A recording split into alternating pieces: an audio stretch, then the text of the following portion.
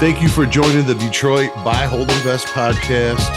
You can visit us at www.detroitbuyholdinvest.com. You can check me out on all the socials, Facebook, Instagram, all the like. And you can reach me at 313-451-0448. Welcome to the Detroit Buy, Hold, Invest podcast. Today we have welcomed back our friend, all of our friend, Adam Cook, coming live from South Beach, Florida. And you could just hear the undertones of the mariachi bands and the soft, gentle tones of the Caribbean lifestyle that he's most likely living down there. Adam, how you doing today? I'm good, brother. Good to see you. That's awesome. Yes, experiencing all those joys. Yeah, I mean, I don't know how it is down there, but this week in Detroit, it's been 95 degrees every day since Monday, and it's like humidity at 145,000%. So, like, even Mexican roofers like haven't even come out of the house this week. You know what I mean? They enjoy taking in, you know, the ozone deficit type sun rays that this earth has to offer. And you're not seeing anybody outside working. You're not seeing any of your landscapers, nothing. I mean, these guys are like working, I think, from 5 a.m. to like 9 a.m., like Las Vegas. And then they go home and come back out at like 4:30 or something.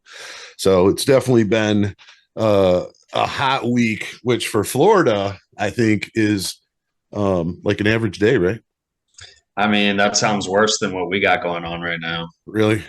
Yeah, it's been rainy, but we're like in the 80s. So, Oh, that's not bad.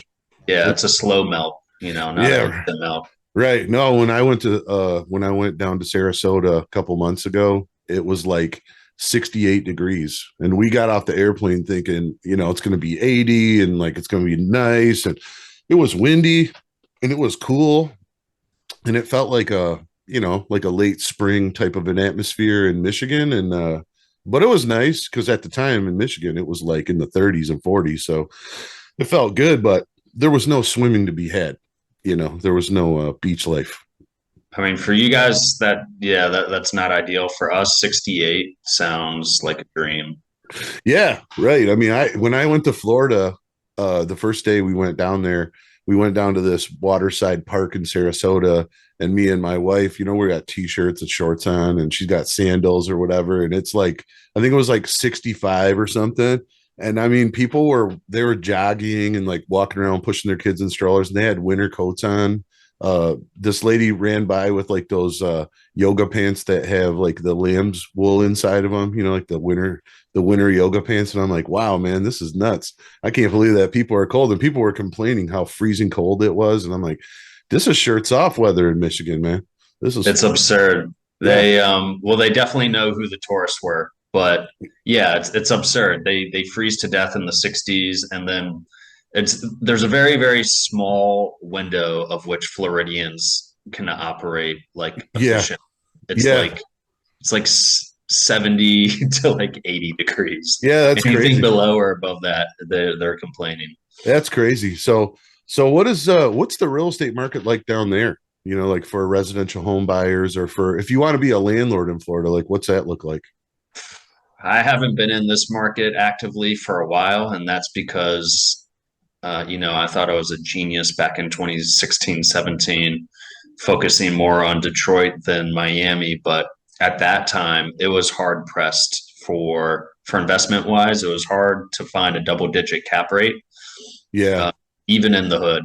right. And now it's like, the only people making money are the big developers who are getting massive tax credits. And even those, I know they're having trouble. Sure.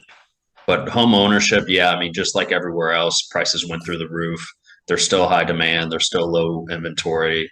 And Miami's just been growing so rapidly over the past, 15 years or so, at least since the great financial crisis. And yeah, I mean, it's a different market. It's a lot more expensive than it used to be. And I don't see that changing anytime soon. What's it like? What does the employment market look like down there for the average guy? Because houses are like 400, 500 grand, aren't they? Yeah, I mean, you're a club promoter or Yeah. you're the financial the financial industry is growing a bit. Like actually, ironically enough, the Bitcoin and crypto stuff is pretty common here now. Real estate obviously is big, although again, those numbers got to be down for a lot of those people. Um, tourism was always big, and now service industry is huge. We've got Yeah. there's like a new restaurant every week, and it's just so yeah, those are the main drivers. I'd say tourism, for sure, nightlife, all those fun outdoor activities that you Right. get weather. Yeah, you wonder like, what that looks like from a pay perspective because here you're talking about 12, 13, $15 an hour jobs, in that type of an industry, but when houses and housing and the market is just so increased versus like the Midwest, you wonder like how those people survive, how much do they really make like your regular blue collar guys? You making $20 an hour? Is he making $30 an hour? 40, it's here, even when you work at the plant, for Chryslers or whatever, you're making $20 an hour to $25 an hour on the line. And those people are struggling buying houses for less than 150,000 bucks and living, normal lifestyles. Yeah, big. Same thing in Detroit. I know you guys had a big influx, and I don't know if it's still going on, but a lot of the Chinese buyers, we had a lot of our buyers here are foreign nationals, and I don't know the percentage, but most of them, I don't know about most of them, but maybe most of them don't even live here. Yeah.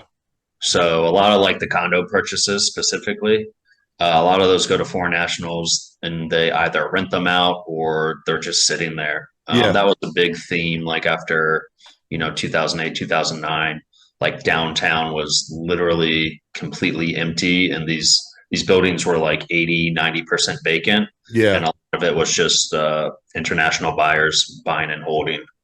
Yeah. Um, So a they're like lot's changed. so like Yeah. renting out condos or something like that. Yeah, a lot's changed since then. I mean, you can't, anyone who's trying to do that now is going to be losing a lot of money every single month between the HOA and the interest rate and, all that, insurance going crazy, Yeah. stuff like that. Yeah, in So, Sarasota, all the investors I talked to that were doing Airbnb were like, "Don't do it here. Don't buy Airbnbs. It's not lucrative." Um, and I'm super like, saturated. Yeah. "Yeah, there's so many when you go on to VRBO or whatever, and you start looking for, to rent an Airbnb. There's so many of them. It's like, how could you ever fill all these and make money? I don't see it. It's the same thing when people say they're going to buy a house in Detroit to make it an Airbnb. I'm like, are you on crack? Like, why would you do that? You're never going to fill it. I had these people come here from they were from England and they were like, we're going to stay in Airbnb when we come. And I'm like, okay, cool. Where are you guys going to stay? And they're like, oh, we're not sure yet. So anyway, they come here and they meet me at this restaurant, whatever. We're going to sit down and talk about real estate and like what I could do for them and this and that. And they're staying in 48205. They're paying like $400 a night to stay in this house in 48205. And I'm like, do you understand how dangerous that neighborhood is that you're staying in? And they're like, it seems really nice. They're staying like they're like down on Lang, south of Whittier, or Yeah. no, not on Lang. Where were they at? They were over in 48205 off, man, Rossini or something like that. Like south of 8 Mile, like on South the of other Dave. side, yeah, like real close to Shaner, And I'm like, well, if you hear a fireworks tonight, it's not fireworks. You probably get down. So Yeah. I don't understand that. But anyway, last time we had you on the show, we talked, a lot about a lot of things. But the biggest thing we got into was like crypto, what it is, the basics, what the impact is, why you believe it's good, and this and that and the other thing. So I want to give you, because a lot of my clients asked me about after we did that show, like, why did you choose to get into that? And like, why did you give a forum to Adam to talk about crypto? And I'm like, well, real estate is one investment that I believe that, really strongly in that people should do. But I also think that crypto, and after the research and the knowledge that you shared, I think is another way to diversify money and also, shield it from, you said it was inflation proof and also knowing that you have this crypto wallet that no one can really steal your money from you. You don't have to worry about, somebody ripping you off or whatever. And you're in full control of your money, which is not the norm for many investments or many opportunities that we have in this country. So I wanted you to just go into, crypto, and like how to actually do it. Like, how do you buy it? How do you invest properly in it? How do you hold your money in your crypto wallet? Where do you get that? Things like that. How do you liquidate it? Like, just I want you to go on a little bit of an adventure in your mind and share with people how, like, if it was crypto for dummies, like, what is it? How do you do it? And in what process is it done? Right on. Yeah, I think, coming from an American perspective, it's really kind of hard to understand the value proposition for Bitcoin. The US dollar has been more or less the best performing currency in the world since, about 100 years or so now. Yeah. So it's hard for, someone who's buying property in Detroit and getting a nice return, like what, and they feel their property is appreciating in value. They feel their cash flow is increasing with inflation. It's hard for them to put themselves in the feet of like a Lebanese or an Argentinian or a Venezuelan Yeah. who sometimes, experience like 50% inflation rates in one single month. So, like if you're saving in currency, a government issued currency and one like that, like, and you have $1 million today, and at the end of June, you have you still have that $1 million, but it's only purchasing $500,000 worth. That is like it's hard for me to wrap my head around. Yeah. But man, you got to wear a set of diapers because it's really messed up. Yeah. So that's like I think again it's hard for the American to really kind of comprehend the whys. Like you said, it's when I self custody, then it's mine. It's the most censorship resistant.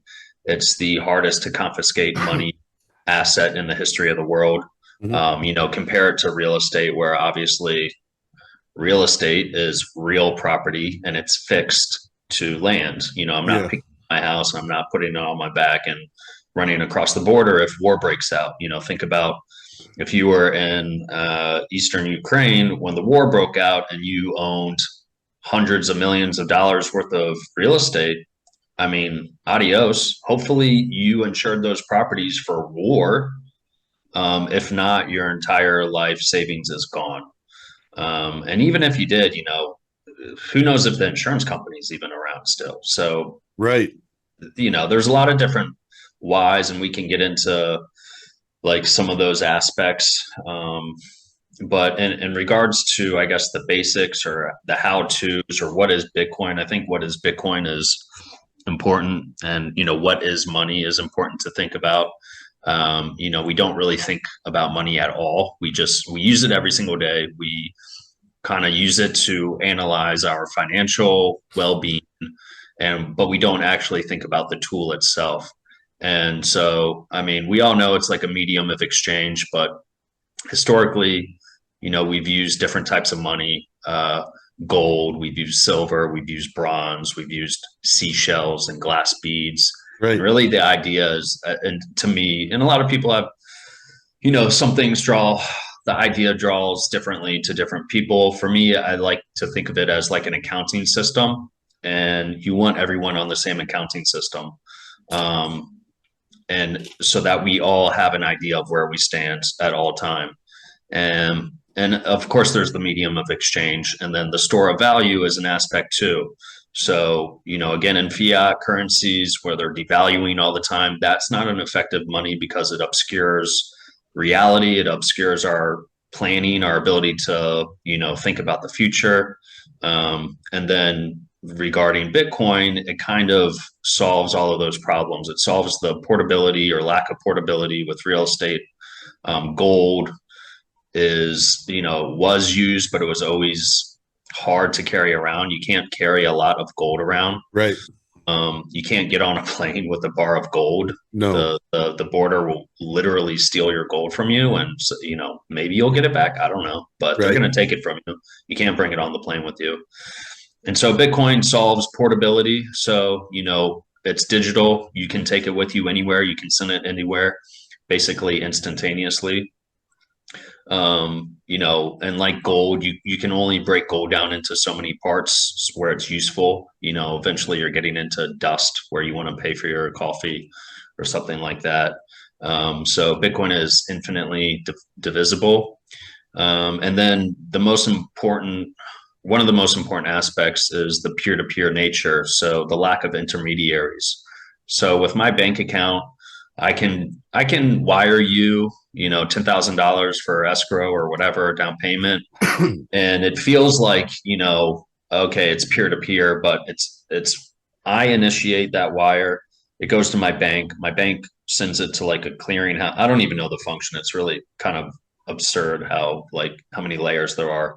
But they Yeah. send it for clearing, and then it goes to like uh, The abyss. Swift, I think. Yeah, Swift, something like that. Yeah, yeah, right. Then it hits your bank verifies it, and then like hopefully, I'm still sending like 3-day wires, which is just crazy Right, and they still charge me $5 for it. right. And so like after 3 days, it goes through a set of clearings, and I don't think they reconcile. I don't think they reconcile that immediately. It might take a month or so for them to reconcile it at the end of the month to say, update their books and say this is what happens and this is our net, our debits, our credits, etc. Yeah, Whereas with Bitcoin, I send it to you instantaneously, and the act of you receiving the Bitcoin is the it's the act of settlement in itself. yeah, So it doesn't have to go through all these clearing houses. It doesn't take days. It's still relatively cheap. yeah. It's you're throwing a $20 bill at me. I'm picking it up and putting it in my wallet. Period. Yeah, it's like teleporting a $20 bill. You're in Detroit, I'm in Miami, like Right. instantaneously. Boom. Yeah. Yeah. Yeah. And then, you talk about like how hard it would be to like confiscate Bitcoin. I don't know how that would really even happen, right? I mean, like when you have a crypto wallet, you have like a set of codes and passwords and things that, like, aside from you giving that up willingly, I don't know how they could really confiscate Bitcoin. Is that even possible? Yeah, so from it's called a lot of different things. Some people call it hard wallet, some people call it cold storage. It's basically the same thing. So that's self custody. So I have a wallet that interacts with the Bitcoin network. Yeah. And in order to use that wallet, I need the seed phrase or the key Right. Which is to a interact. long code, Yeah. like a crazy password. Yeah, it's impossible. It's really impossible to break. It's cryptographically insured, and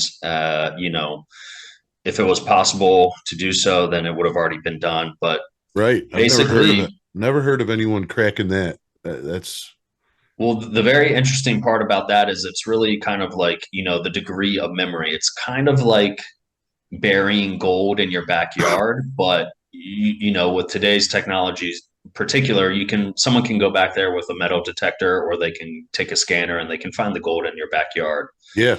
um, Or they hit your wallet with some kind of gamma ray and they read your debit card information or whatever they do. yeah. I don't know how they do that. I don't either. But with Bitcoin, you have a seed phrase. You control your keys, for example. So that's kind of the same thing. And that's a written password. Generally, you want to write that down offline. You don't want to keep it on on the Right. web, because then it can get jacked on the web. So you can write it down somewhere, but you can also memorize that seed phrase. Mm-hmm. So you can write it down, memorize it, and then light it on fire and never see it again. And Right. in that instance, it's like, yeah, it's basically, if you want to get that out of someone's head, it's torture. Right. Or say, I have your family here, and Right. we're gonna, you know, Good old extortion. Yeah. yeah. Otherwise, it's basically impossible. A common and popular phrase in Bitcoin is, I went on, I had a boating trip this weekend, and I had a boating accident and I lost my Bitcoin. It fell Yeah. into the ocean, and sorry, IRS, it's gone. I can never find it again. Right. And so that's really interesting. It is the hardest asset to confiscate in history. I think it is similar to like maybe a treasure map, like stuck in your head, like Shawshank Redemption. If you Yeah. remember that movie Yeah. where Oh yeah. he buried whatever that was under the tree, and like no one else knew that. So it's kind of similar to that. Um, and it's as a we got to think about like what's the alternative when it comes to some of these things. Like alternatively is in the bank where you need permission to use your money. Hmm. So the money in your bank is not really yours. If you need permission to use something, is it really yours? I don't think so. I think there's varying degrees of like ownership and freedom, but Yeah. I think that's a pretty clear distinction.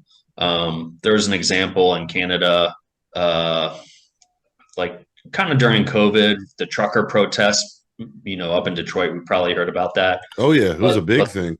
yeah, the truckers were protesting against the government for whatever reason, and um, people were donating to the truckers via different avenues like GoFundMe and all these other popular funding avenues and Venmo or whatever. And the government started shutting those people's bank accounts down who were donating to the protest. Oh yeah. And so I remember there was a story. It was like there was a middle-aged single mom teacher, and she donated like $20, and they shut down her account for God knows how long. So you have kids, you have bills to feed, you need to eat. Like, Yeah, it's no and different than when they like here they legalized marijuana for like patient use and caregiver.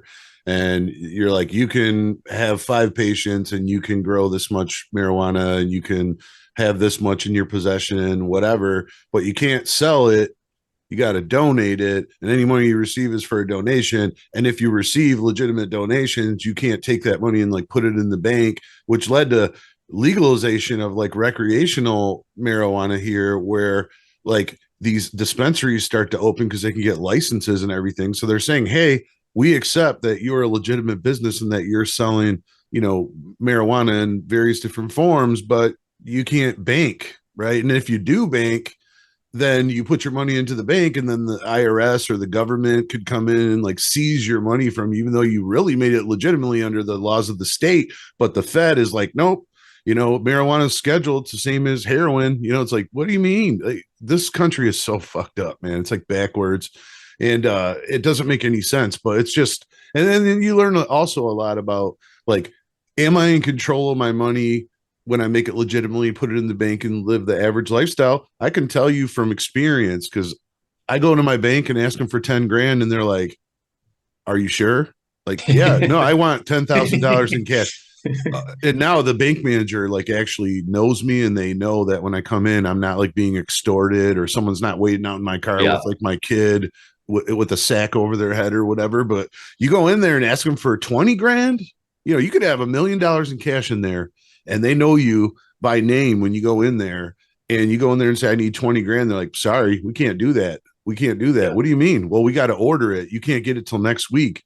That's a fundamental issue with currency, let alone the fact that the currency, the paper money that you're actually receiving is a fucking IOU, essentially, right, because it has no value behind it. And we live in this bubble of fictitious society where we believe that like we're making money and our currency is paying these bills or whatever, but the whole backbone of it isn't supported by gold anymore. So like how does right, the money really have any value? And I believe crypto, like when you have crypto, and from what I understand, you have one crypto coin, Bitcoin, or you have a fragment of one or whatever you've bought, right? Because usually people buy like little fragments of one coin and essentially they reach the point where they have a full Bitcoin because it gets sold in little percentiles or whatever it is. Like you actually, that is yours. Like you can use it, do whatever you want. You have access to it. No one can take it away from you. And the only real risk of it is that it will vary in value up or down depending on what's going on at the time. But more traditionally, like even if it goes down, it's going to come back where it was and then scale up a lot more than what you bought it for. So, similar to a stock or a bond or something like that. But then when you buy a stock or you buy a bond or you invest in a 401k, like now it's the custody thing you talked about is like now I'm entrusting someone other than me to take this money, put it into this bond or stock or whatever, and then now I can't access it until the age of retirement without penalties. I can't withdraw it unless I have, go through a certain process or whatever. And in some cases, like a bond, like you just can't, you're stuck with it until the bond matures or whatever, and you're stuck. Whereas Bitcoin, like you can ride on the up, you can ride on the down. And I know guys that are trading, and I don't, you can explain how this works, but I know guys that trade on Bitcoin for value, like they buy it at a price, it goes up, and they sell it at a price. But I also know guys that say they buy it even when it's going down and they can make money somehow. I don't understand how that works. Yeah, I buy every single day of my life. So I have what's called dollar cost average. And so I have it automatically set where I buy a small amount every single day. So I Okay. don't really, personally, I don't really care where the price is. That sounds a little crazy, but I know over a long-term horizon, it's up and to the right. So it's not really, It's like we can, Detroit real estate. You buy it now and it's going to be worth more than you paid for it, and regardless, because it's so yeah, cheap. yeah. I mean, this goes back to, not saving in fiat.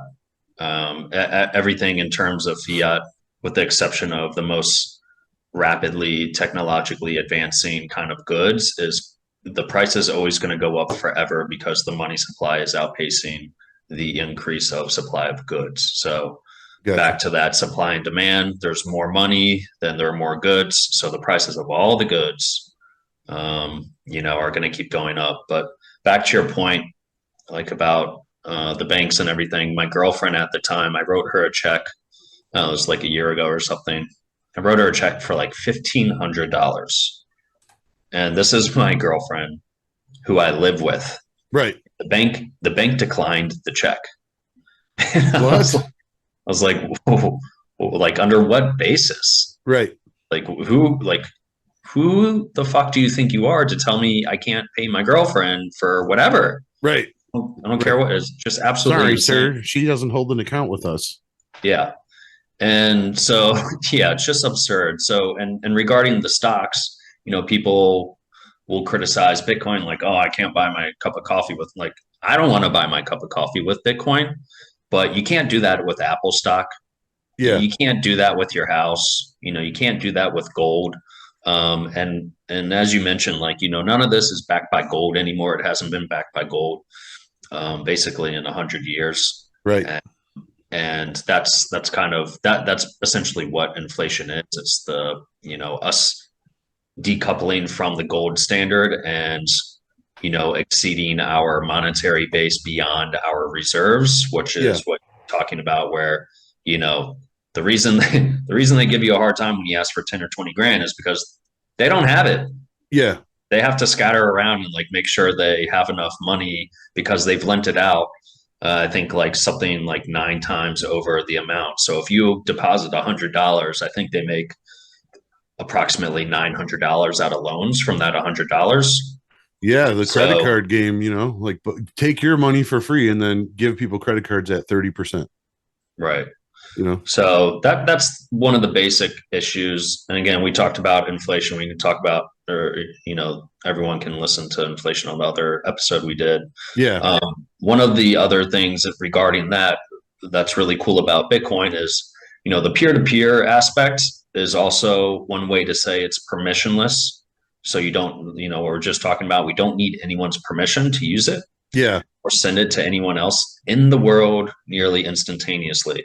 Right. But It's along with that, not like TransferWise or something like that. yeah, you don't need approval from your bank, or, you don't need to fill out a form or any of that bullshit. Yeah. So, So how is it that you can make money when crypto goes down in value? Like how do people trade that daily? I'm just wondering because I don't know. I am not a trader. Okay. If you're trading Bitcoin, people will tell you about their wins. They're never going to tell you about their losses. No. I'm under the impression that most people who are trading crypto are not doing well. I Yep. tried, I didn't do well. Brutal lessons. Going when it goes down, you can short just like with stocks. Yep. So, Okay. if it's 60,000 now and you think it's going to go down to 40, you can short it and I guess take out a position. Once it hits 40, you get, I believe that means you get, the value of what it was at 60,000, but when it's at 40, I'm not entirely sure. Okay. What that's one opportunity. But like for me, with dollar cost averaging, I don't care. I'm buying it every single day. I buy it at the tippy top. I buy it at the very bottom. So if you're buying it when it's going down and it goes back up, that's when you're, buy low, sell high. If you are selling. Yeah. But Yep. just like my real estate, I don't really want to sell it. I don't want to think about that stuff. I just want to accumulate. I treat it like my savings account. So, Right. Because you you know, believe like the run to 100 grand and then to a million, like, is going to happen. yeah, it's inevitable. I mean, we like to say in Bitcoin that's mathematically programmed. When you talk about, again, what is Bitcoin? The fact that it's the first programmed or the first successfully programmed money in the history of the world. There's never going to be more than 21 million. We talked about the current inflation rate, which is approximately 0.7%, which makes it the lowest inflation rate of any money in history. Right. I think right now on inflation, we're like triple what they need it to be. I think it was like 0.02 is what the Fed wants. And like right now we're at like 0.08 or something. I heard.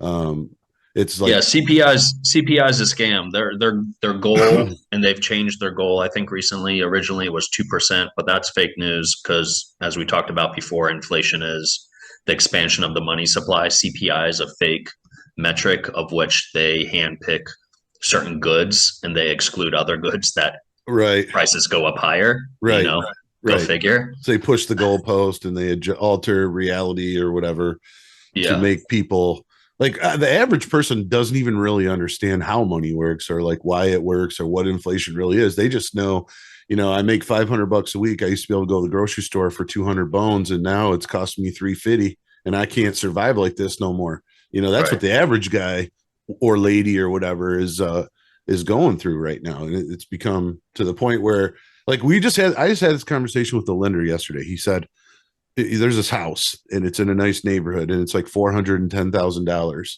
And these people I'm working with, they want to buy the house.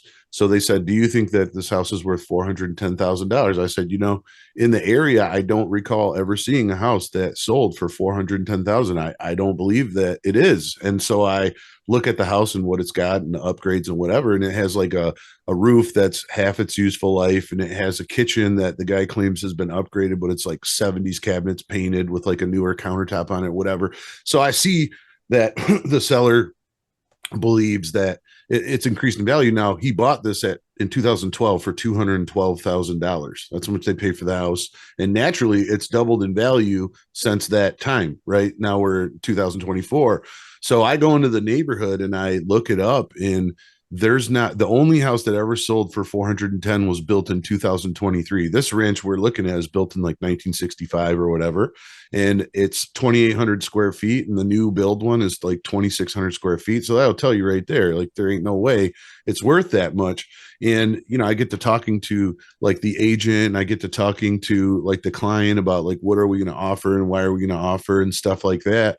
And we start looking at like the actual payment of what this is going to cost and like how much the taxes are and things like that. Now, these people, my clients, they bought this house. They live in St. Clair Shores for like 130 grand for a smoking deal. They renovated, they live there, and now it's worth like $280,000 and stuff. And they want to go and take the money from this that they earned in this appreciation, that they've gained over time, which all of us want to do, and then take it and put it down. So now they're going to take this house they have at like 3% interest or whatever that they have all this equity in, and they're going to put it into this other house that's like 400,000, which is really only worth like 365. And they're going to get essentially the taxes now on this house are like 5,000. They're probably gonna go like 7,000 or something crazy like that. And then because they've already uncapped at the purchase price of whatever, and so they want to go buy this. So we sit down and we start going through the numbers with the lender, and like they make like 200 grand a year between the two of them. They have great credit, they have equity in their house, whatever. And when they start going through like how much is going to really cost, like payment, taxes, insurance, the things they want to do to upgrade it, and then they start looking at their monthly budget of like what they have, they decided like we don't even want to buy a house now. Like we're done. We can't. There's no way. And it's because like in their mind, they believe that like they make a lot of money and they have all this equity and they should be able to afford it. But reality of it is like when you're going to scale up, pay 7%, 7.2% interest or whatever, you're going to have an increase in homeowners insurance, increase in your taxes, and your payments are all going up. And now you have increased utility costs because you're going from a 1,200 or 1,300 square foot house to a 2,800 square foot house. And they come to the conclusion that like this dream they had in their mind, like they can't attain it, even though they financially probably could afford it. They'd be house poor and they can't do it. And like that's the correlation between the increase in value, the increase in interest rates, the scaling of the cost of insurance, all of that stuff, plus the cost of actually living. So people who make like $200,000 a year like realize at that point like they're not as wealthy as they thought they were. They're not in the position that they thought they were, and the whole thing falls apart. And I see it. And the lender asked me, like, how much do you think it's worth? I said 365 grand, probably at the most. Based on the actual comps that are like within a block or two, there's enough to say what it's worth. And he asked me, why do you believe that this house is priced at that price? Do you see that a lot? And I'm like, yeah. I do see that a lot. I see agents overvaluing the same way that we overvalue our economy, our money or whatever, and we try to place this fictitious value on like all of these different things. And then you go into the meat and the potatoes of it all and you realize like it's a smoke show. The whole thing. People are just bullshitting all the time. Our government, our media, real estate people, it doesn't matter. Even the guy in the corner begging for change, he probably has a job. He's saying he hasn't eaten in 3 days. He's taking money from you or whatever. You can't trust anything. And with crypto or like hard investments or whatever, I think is the only thing that you like can truly look at and say, this has actual physical value that I can touch. I can count it, whatever. All these other people are living on borrowed time. Like they have money that is arguably not worth anything that they're using to buy things that they can't afford. And then they're basically financially being ruined because of all this stuff. And everything just continues to scale in value. I'm going on a tangent here, but it's like, I think that why I'm allowing a conversation to be had about crypto is it's another format where you can go and actually take ownership of something and no one can take it away from you, and it increases in value and you're protected from having someone irresponsible fiscally managing it for you and charging you fees, to do that. And I think that people really need to open their eyes and start looking, because I believe, and you can answer this question more appropriately, like, do you believe at some point, like the paper money that we have is going to transition over globally to some sort of a crypto or currency of some kind? Yeah, it's already started. But yeah, you went on a bit of a tear there, and there's a lot I think to unpack, and I think a lot of relevance. And what I talk about inflation all the time because it's not talked about enough, and people don't realize the societal impacts and cultural impacts, and the scammers and the the people who are not morally and don't have the integrity that we envision our grandparents, generations having and stuff like that. I think that's all downstream of inflation. And there's a really good book called The Fiat Standard by Saifedean Ammous. He wrote the Bitcoin Standard, so that was the follow-up book. Both of those books are incredible. Really goes into like the deterioration of all of these things that we're talking about. But in regards to that that homeowner, I'll get into the digitalization of U.S. dollars and stuff like that. But that homeowner and us, who like my last loan closed around 7.25, and historically that's not a high rate. That's like approximately average. Mm-hmm. Over the course of I've been doing some research. I'm writing a book on some of this stuff, and the 1800s, there was a lot of balloon loans, 50% down, high interest rates, variable interest rates.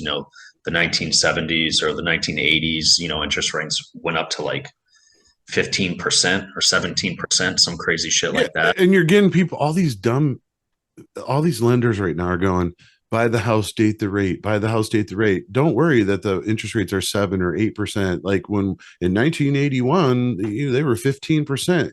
Shut up.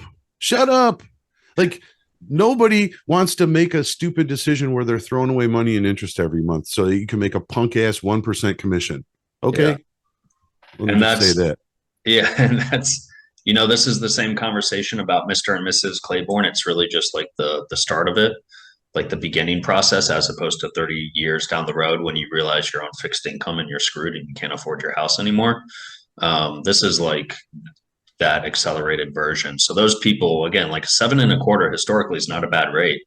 The difference is that, their gas is more expensive, their cars are more expensive, their food's more expensive, the insurance is more expensive, property taxes, maintenance, all of our cost of living, everything that goes on along with cost of living, day-to-day life is also, compared to 1960 when we had similar rate in the early 1960s, the cost of living was a fifth, a tenth. I don't know. Right. But, so you may have had 7.25 interest rate, but everything else was so much cheaper. Yeah. Because one man could go to work and his wife could stay home and they could afford to raise a whole entire family, buy food, have 2 cars, have an up north place, a boat, all that stuff on one income. So if the cost of interest was more, I mean, everything else was a fragment what it is now. So it's kind of an irrelevant conversation for somebody to bring that up in these days and times. I mean, anyway, what I want to do, Adam, is we're going to transition into another episode where I want to talk to you like step by step, like how do you get started in Bitcoin? Yeah. What do you do, from someone who doesn't even know what it is? Like, how do you get it? How do you set up a wallet? Where do you go to buy it? All that stuff. But before I do that, I want to do one segment called Retarded Wholesaler of the Day. As we were on this Zoom, I get this wholesaler who sends me a deal, and it's at 19334 Glastonbury and 48219. And we know 48219 is a great place to buy in most the areas, especially off between 7 and 8 Mile, like from last year all the way down to like Southfield. I love that area and I push it like crazy. So he sent me this house on Glastonbury. They tell me it's a great investment opportunity, 3-bedroom, 1.5 bath, 677 massive square feet. It's a frame. It's got a bad roof on it. And they're selling it for the low price of $42,900. What do you think the ARV is that they're putting on there? I think they're probably putting 110 on there. I know what mine is. $300,000 to $310,000 ARV for a 677 square foot frame house on Glastonbury. Yeah, I'm familiar with the hood. That must be a typo. I'll give them the benefit of the doubt. They sent it twice. They sent it to me twice since 8:30 this morning. They just sent it out again. It said update. And this is someone who I am right now hitting block on. And we are going to transition into the next segment. Thank you for listening to the Detroit Buy, Hold, Invest podcast. I'm your host, David Rabior. You can reach me at 313-451-0448. Adam Cook, the legend of South Beach, the Detroit investment icon. Adam, how do they reach you? You can go to my website, greenriverhome.com.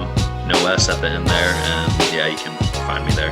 Okay, cool. We're going to transition into another episode. Adam, just hold on a minute. We're going to start over. Everybody, thanks for listening. We'll catch you again on the next one. Have a great day.